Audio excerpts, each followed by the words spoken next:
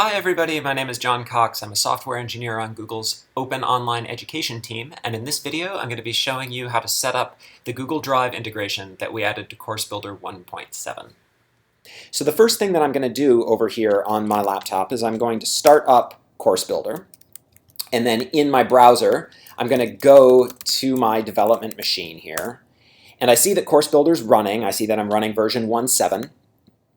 And the first thing that you need to do with this integration, the integration is new, so it's disabled by default.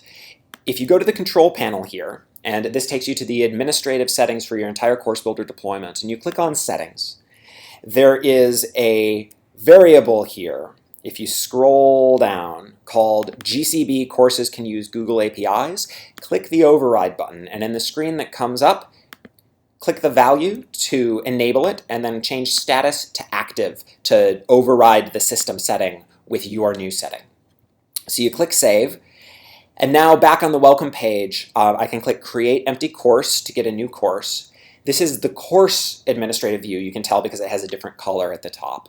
And if I click on the course settings and then click Edit Settings, I'm going to make my course available, which you can do or not. It's unrelated to this feature. It just makes it demo a little better. And then down at the very bottom, there are two new fields here, Google API Key and Google Client ID. These are values that you need to get from Google that secure the communication between your Course Builder instance and Google's servers, so that you know that users are authenticated and Google knows that your server is actually really your server and so on. So these are important values. The way you get them is you go to the Google Developer Console, which I have up in another tab here. Before I started this video, I created a new project. That takes a little while. I didn't want you to have to sit around and wait for it. I'm not going to go into the detail on how to use all of the features of the Google Developer Console because it's very fully featured. If you check the written article about this, there are links to the official Google Developer Console documentation. I'll also put those in the video description. So I'll show you the important parts, but this assumes that you've created your project already. The first thing that you have to do, and actually this is before you get the client ID or the API key, I recommend that you do this first because it takes a few minutes to take effect. So under APIs and auth here, click Consent Screen. When you're using an integration like this, when your users take an action that requires talking to Google and it requires Google know who they are, your users will be prompted to sign into their Google account, and that'll happen in a pop-up window. And this is the page where you configure that pop-up window. You can set the language, you can set the art. You've seen these pop-up windows before. They're the things that say, you know, you're signing in with your Google account, please give us your username and password, and click OK if it's all right with you, if this system, you know, talks to Google Docs on your behalf, or it knows who your contacts are, and so on. So there are two really, really important values that you must set. The first is an email address here, which I'm going to set to johnmcox.testing, which is my testing account. The next thing is product name. I've already set this. It's blank by default. If you leave it blank, you'll get an error when that window comes up. So you need to put some value in here. And then all of this other stuff below will make the pop-up window look nicer, but it's not necessary, so I'm going to skip it for the purposes of this demo. So I click Save here.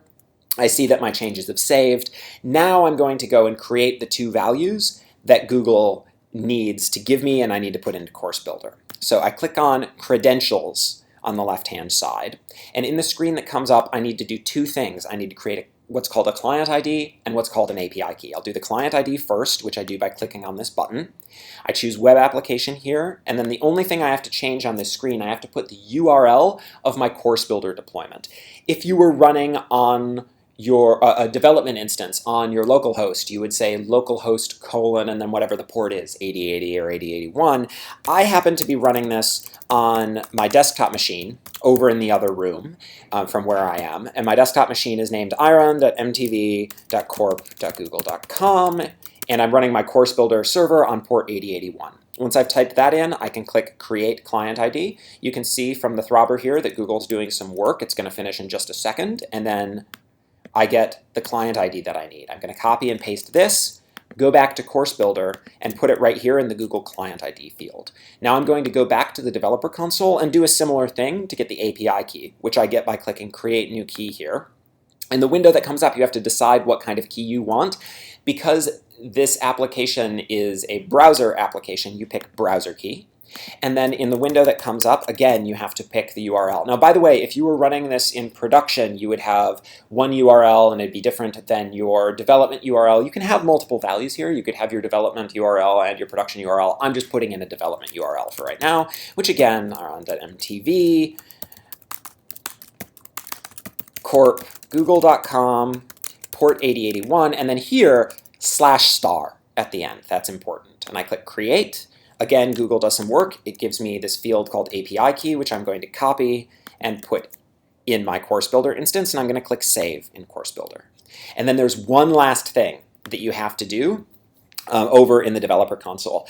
Google offers a host of different APIs for you to use, and it doesn't turn them all on by default. So this integration uses two. It uses what's called the Google Picker API, which allows people to have a nice file chooser interface that I'll show you in just a minute when you're picking which item from Google Drive you want to embed into your Course Builder instance. So you need to turn that API on. The second API you'll need to turn on is the Drive API so that you can actually tell Google, hey, give me a copy of that document's contents. So over under APIs and auth, we click on APIs, and then there's this huge long list. So I'm just going to look for Drive API here. I see it right in this list. It's been highlighted, and I have to click this off button. I need to click on.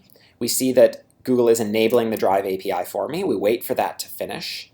Now the Drive API is enabled. Same thing with the Google Picker API, which you can see right here. I click on.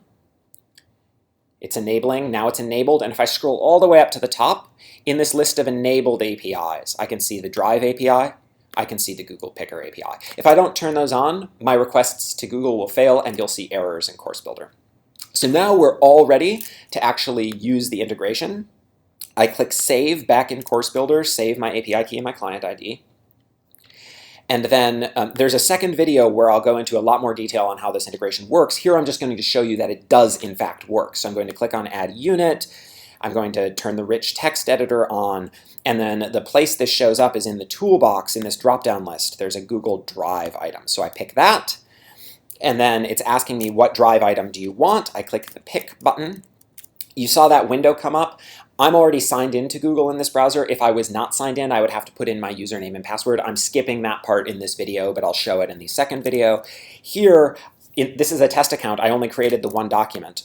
So I can pick that document. I have a search bar up here if I wanted to search by name, right? I can do that. So I can pick the item. It grabs the document ID. That's the part that needed the Google Picker API. And then when I click Save, Course Builder is going to make a copy. That needs the Drive API. So I click Save, and you can see in the butter bar at the top here, it said that it was downloading the item and that it succeeded. Now I have to actually save my class. And if I go to that class, excuse me, let me fix my typo. If I go to that class and navigate to the unit, I will see these are the contents from my first document, here's the photograph, and if you go back and look at the doc that I showed at the beginning of the video, you can see that that is, in fact, the contents of my document. So that's it for this video. I hope that you find the ability to author your content in Google Docs, the peace of mind that you get storing it in Google's Cloud on Google Drive, and then the very efficient delivery that you get in Course Builder to your students. I hope you find that to be valuable. Enjoy using Course Builder 1.7. Thanks.